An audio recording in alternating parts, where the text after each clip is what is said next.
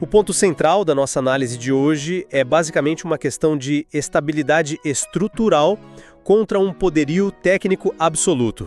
Olá, e a pergunta que fica é se o sistema defensivo de linha alta do Barcelona representa uma falha estrutural crítica que ameaça seriamente a disputa pelo título, ou, por outro lado, se a superioridade técnica esmagadora e o domínio asfixiante da equipe jogando em casa são suficientes para, suprimir esses riscos táticos. Exatamente. E a minha posição como seu anfitrião hoje, eu sou bem convicto disso, é que as goleadas recentes mostraram que existe sim um problema profundo na recomposição do meio-campo. E isso cria um cenário perfeito para um time reativo explorar essas falhas e causar um estrago. E eu já olho para essa situação por um ângulo bem diferente. Eu estou plenamente convencida de que esse cenário de crise tática está sendo superestimado, sabe? O Barcelona, no Camp Nou, é uma máquina ofensiva invicta.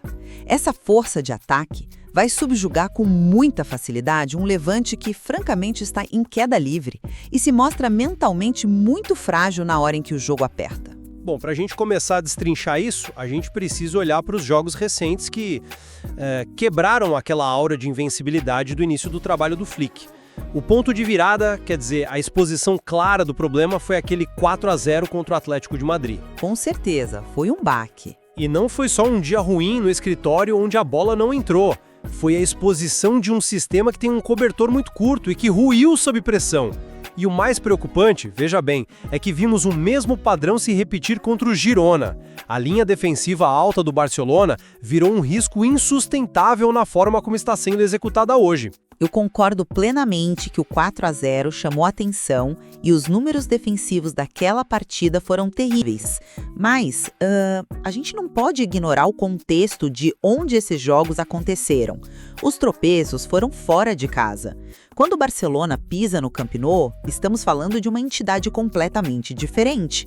Em casa, o volume de criação deles não é só para fazer gol. Atua como defesa. Exato. Atua como mecanismo de defesa primário. O adversário simplesmente não consegue respirar. Quem dirá organizar uma transição perfeita com a bola dominada. Mas aí é que está a falha tática. Independentemente do estádio em que estão jogando. Para quem está acompanhando a gente, vale lembrar a mecânica da coisa. A linha alta do Flick não é apenas a zaga jogando lá no meio de campo. Ela depende fundamentalmente de um gatilho de pressão imediato lá no ataque, o famoso perde e pressiona. Sim, a pressão pós-perda. Isso. Se o ataque perde a bola e o meio de campo não morde o portador da bola no mesmo segundo, o que a gente chama de bola descoberta, o zagueiro fica completamente vendido. Ele é obrigado a cobrir uma área de, 40 metros nas costas dele correndo para trás. O Barcelona continua com a posse. Continua criando sim. Mas futebol em nível de título exige balanço defensivo. Insistir nessa linha alta sem corrigir a forma como o Casador ou o Pedri voltam não é só teimosia. É negligência na briga direta pelo topo da La Liga. Eu entendo perfeitamente o conceito da bola descoberta e do risco absurdo desses 40 metros nas costas da zaga. É a teoria clássica de como você quebra uma linha alta. Mas a gente precisa trazer isso para a realidade de quem está do outro lado do campo hoje. O Levante chega com 3 derrotas seguidas. É um time com um sistema defensivo que não passa nenhuma confiança. Eles sofrem absurdamente quando não tem a bola. Sofrem, é verdade. Então, projetar o sucesso que o Atlético de Madrid teve com jogadores de elite na transição em cima de um Levante tão frágil, me parece um salto lógico que ignora totalmente o abismo técnico entre as duas equipes. Eu vejo por que você foca tanto na qualidade do adversário. Mas deixa eu te dar uma perspectiva um pouco diferente sobre como as peças se encaixam nesse tabuleiro específico. A questão central não é se o Levante tem a mesma qualidade técnica do Atlético de Madrid ou do Girona. Claramente eles não têm. A questão aqui é puramente o encaixe de estilos. O Levante é um time que foi construído para sofrer sem a bola e depender quase que exclusivamente de contra-ataques esticados. Teoricamente, esse é o antídoto mais venenoso possível contra a linha alta do Flick. Mas será que é mesmo um antídoto se eles não conseguem aplicar a dose? Digo, pro Levante lançar esses contra-ataques e explorar as costas do Cubarsí ou do Iñigo Martínez, a primeira coisa que eles precisam fazer é sobreviver à pressão alta no momento exato em que recuperam a bola. E sobrevivência no Camp Nou exige uma saída de bola impecável, ou pelo menos jogadores que consigam reter a bola sob uma pressão absurda por 2 ou 3 segundos para o time conseguir sair de trás. E é exatamente aí que está o pulo do gato. O Levante não precisa de muito. Eles não precisam de 90 minutos de posse de bola brilhante, trocando passes curtos desde a pequena área. Se o meio-campo do Barcelona não ajustar o posicionamento para fechar as linhas de passe, e convenhamos, eles não têm ajustado recentemente, o Levante só precisa de 2 ou 3 bolas longas precisas durante o jogo todo. 2 ou 3 bolas. Sim, a estrutura atual do Barcelona, quando aquela primeira pressão falha, permite que o adversário levante a cabeça e faça o lançamento sem ser incomodado. É praticamente um convite para o erro estrutural acontecer. Sinto muito, mas eu não compro a ideia de que o Levante atual consiga executar nem mesmo esse plano simples. Pega os últimos 3 jogos deles. A fragilidade é tão grande que a probabilidade é que eles sejam engolidos logo no primeiro passe de transição. Se eles tentarem sair de trás, mesmo com uma bola longa, a chance de baterem cabeça e entregarem a bola no terço final direto para o ataque do Barcelona é enorme. A teoria do contra-ataque de uma bola só esbarra na prática de um time que, no momento, não consegue dar 2 passes sob pressão sem entrar em pânico. O contra-ataque, na verdade, vai ser do Barcelona roubando a bola perto da área do Levante. Esse ponto sobre o desespero sob pressão é válido, eu admito. Mas eu voto ao comportamento do próprio Barcelona. Você está tratando a pressão inicial do Barça como uma parede de tijolos intransponível. Assistindo ao jogo contra o Girona na semana passada, dava para ver o desespero no rosto da linha de zaga toda vez que a bola passava da primeira linha de marcação. O problema crônico do Barcelona agora não é a pressão inicial, mas a ausência total de disciplina na recomposição quando essa primeira onda falha. O meio-campo parece desligado da tomada. Concordo que o ajuste de posicionamento do meio-campo na transição seria o cenário ideal. O Hansi Flick sabe muito bem disso. Mas, para que o Levante aproveite essa lentidão na recomposição, eles precisam de um nível de disciplina tática extrema. A tática deles teria que ser basicamente fechar as linhas em um bloco super baixo, sobreviver de alguma forma e focar 100% em jogar no erro do Barcelona. Só que executar um jogo reativo com perfeição durante 90 minutos contra um ataque desse calibre é pedir demais de um time que está namorando a zona de rebaixamento. O Levante tem sido uma verdadeira fábrica de erros não forçados. Para você jogar no erro do adversário, a primeira regra é que você não pode cometer erros na sua própria área. Mas veja bem, o futebol moderno pune qualquer time, mesmo os da superelite, que deixam buracos estruturais repetitivos. O meio-campo avançado demais do Barcelona cria um vácuo no centro do campo. Quando o Levante recuperar a bola, mesmo sendo o time tecnicamente inferior, se houver um clarão no meio-campo, o passe de ruptura vai acontecer. Não requer um Kevin De Bruyne para acertar um passe quando não há literalmente ninguém fechando a linha. O Levante só precisa que a bola chegue no atacante de beirada uma fração de segundo antes do zagueiro do Barcelona conseguir virar o próprio corpo para correr para trás. Mas futebol não é só geometria no quadro tático, é execução com a bola rolando. E a qualidade do passe, a velocidade da tomada de decisão do jogador do Levante, sob a sombra de 2 defensores do Barça pressionando, isso faz toda a diferença do mundo. O Levante tem pecado no básico. Passes curtos errados, domínios ruins que a bola escapa. Eles não demonstraram essa precisão cirúrgica contra times muito piores que o Barcelona na Liga.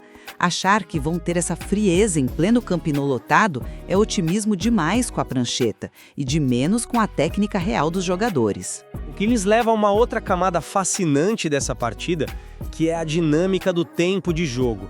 Se a gente cruzar os dados recentes, o Levante tem uma tendência muito forte e documentada de marcar seus gols na reta final das partidas. Aquela estratégia de sobrevivência que você mencionou não precisa ser impecável por 90 minutos de forma hermética. Ela só precisa ser boa o suficiente para levar o jogo para o segundo tempo com o placar zerado ou, no máximo, perdendo por uma margem mínima de um gol. Levar o jogo para o segundo tempo em aberta no Camp Nou é o roteiro de um filme de terror para os times visitantes. A história prova isso. Pode até ser, mas é aí que a questão física se choca de frente com a tática. Se o Levante aguentar a pressão inicial, o jogo entra em um cenário físico e emocional muito perigoso na segunda etapa. Lembra da nossa discussão sobre o meio-campo voltar correndo para recompor? Imagina isso aos 70 minutos de jogo com a fadiga pesando nas pernas. A capacidade dos volantes e meias do Barcelona de darem aquele pique de 30 metros para trás cai drasticamente. O segundo tempo fatalmente se torna mais aberto e espaçado. E jogo espaçado com muito campo aberto favorece quem está armado para correr no contra-ataque e não quem precisa rodar a bola pacientemente contra um bloco baixo. É exatamente nesse momento que a falta de recomposição do Flick pode ser letal. Os dados do tempo de jogo são cruciais, eu reconheço, mas a gente precisa olhar para os números do próprio Barcelona para entender por que essa janela de oportunidade do Levante não vai existir na prática. As estatísticas mostram de forma bem agressiva que o pico de intensidade do Barcelona, aquele momento em que eles amassam o adversário contra as cordas e não deixam sair da área, acontece justamente entre os 60 e 75 minutos. Não é no começo do jogo, é depois do intervalo. Mas e o cansaço do lado deles? O cansaço afeta os dois lados, mas o banco do Barcelona tem muito mais profundidade e qualidade. O volume asfixiante deles sobe para níveis quase impossíveis de segurar para times da parte de baixo da tabela nessa janela de 15 minutos do segundo tempo. A minha leitura é que o Barcelona resolve a partida exatamente aí. Quando os jogadores de ponta do Barça aumentam a rotação entre os 60 e 75 minutos, o Levante não vai estar arquitetando um contra-ataque letal. Eles vão estar fechados dentro da própria área, tentando evitar que um 1-0 vire um 4-0. A partida vai ser decidida muito antes dessa tradicional janela de gols tardios do Levante. Eu entendo essa confiança no rolo compressor ofensivo do Barcelona no segundo tempo. A qualidade do elenco é indiscutível, mas não dá pra gente analisar a tática e os minutos de jogo em um ambiente esterilizado, como se estivessem num laboratório. Existe um fator psicológico gigantesco pairando sobre o estádio hoje. O Barcelona não está jogando só contra os 11 jogadores do Levante.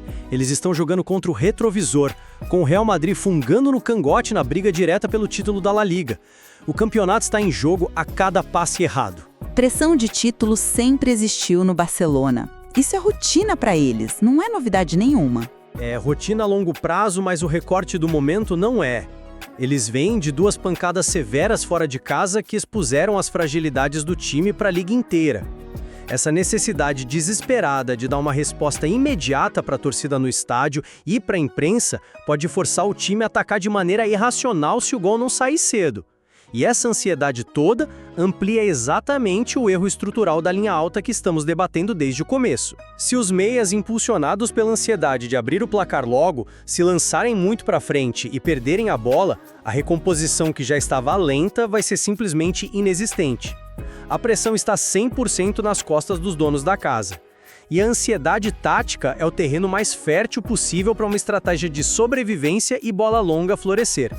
O Levante pode jogar com o relógio e com o nervosismo natural do estádio. Olha, eu compreendo como a narrativa da pressão do título faz total sentido no papel, mas eu questiono muito a forma como você avalia o estado mental de quem está do outro lado da trincheira.